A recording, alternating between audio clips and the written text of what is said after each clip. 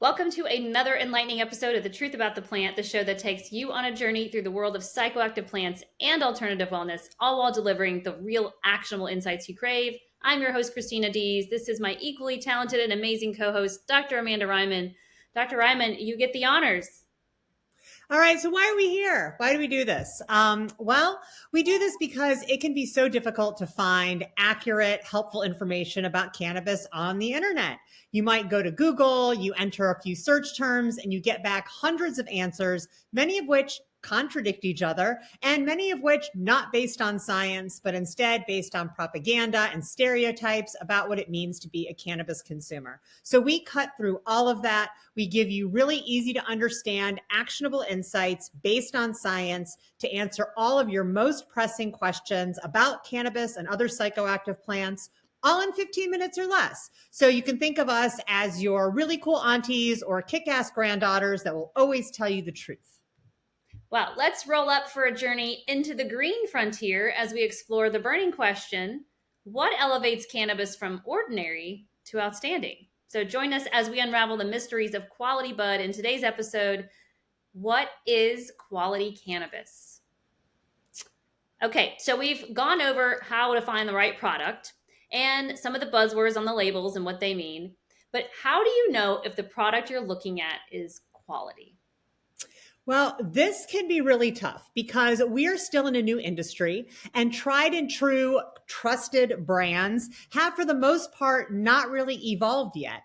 And because very few brands are in more than one state, finding the same brand over and over can be hard, which impacts consistency for the consumer. Well, I know when I'm in California, sometimes that brand I really like is no longer at the store. And then if I go to a different store, there's a whole new set of brands.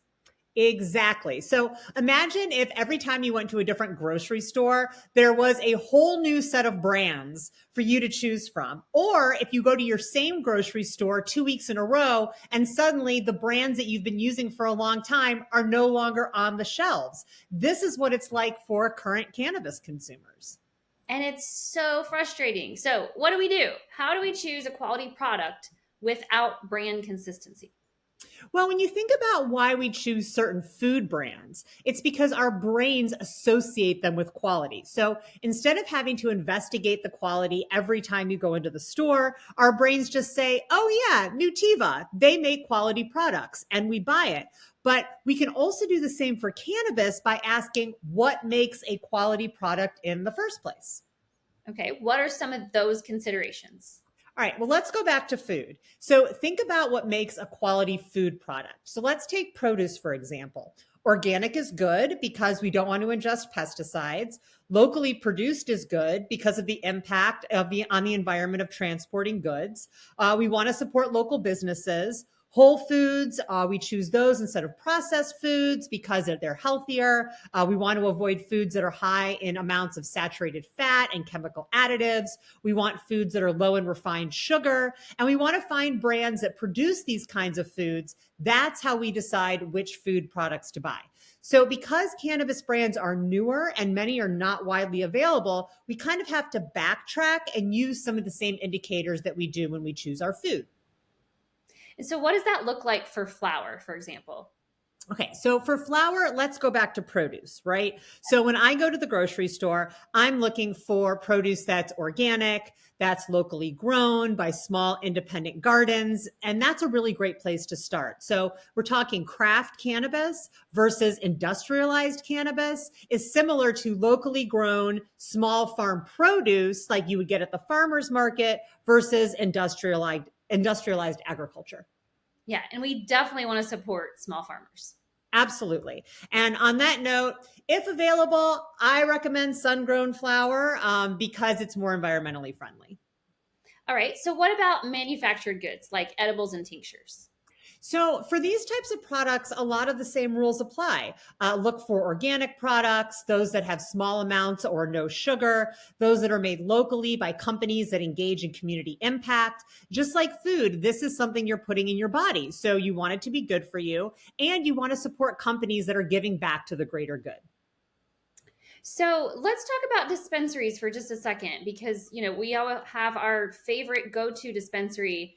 And generally, they work with small farmers, right? And they produce consistent quality cannabis.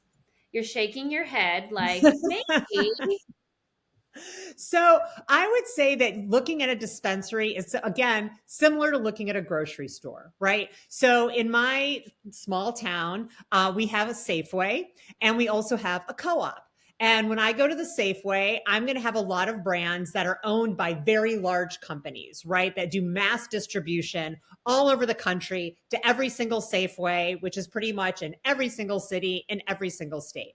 And then I Mhm. also have my small co-op, and they're going to be more likely to have locally grown produce. They're more likely to have brands that are a little bit unique and not mass produced or distributed, but that are really conscious of the environment and use sustainable methods and are healthier for you. They also are completely non-GMO. So the co-op will not carry any products that are GMO, whereas Safeway, you're going to find a whole host of those products. So, not to say that your multi state operator dispensaries won't carry any craft items or any items that are healthy for you, but I think you're more likely to find those items in locally owned and operated dispensaries. So, if you happen to be in a city that has a locally owned and operated dispensary versus a multi state operator that's in multiple places, you're more likely to find those local craft items in the locally owned dispensary because they're going to choose products that are grown nearby and that may not have such a large distribution network. That's what I was looking for. So thank you. All right, my fellow cannabis connoisseurs, it's time to wrap up this aromatic journey through the realm of quality buds. But before we exhale our farewells, remember your insights are the secret sauce to our cannabis cuisine. Spice up your inbox with green musings at info@mypersonalplants.com. And if you're craving more herbal wisdom, because who isn't? Feast your eyes on our YouTube Garden of Delights. Don't just watch, hit that subscribe button, give us a thumbs up, and ring that notification bell to stay in the loop. And until our next smoky saga, keep toking, stay elevated, and stay green.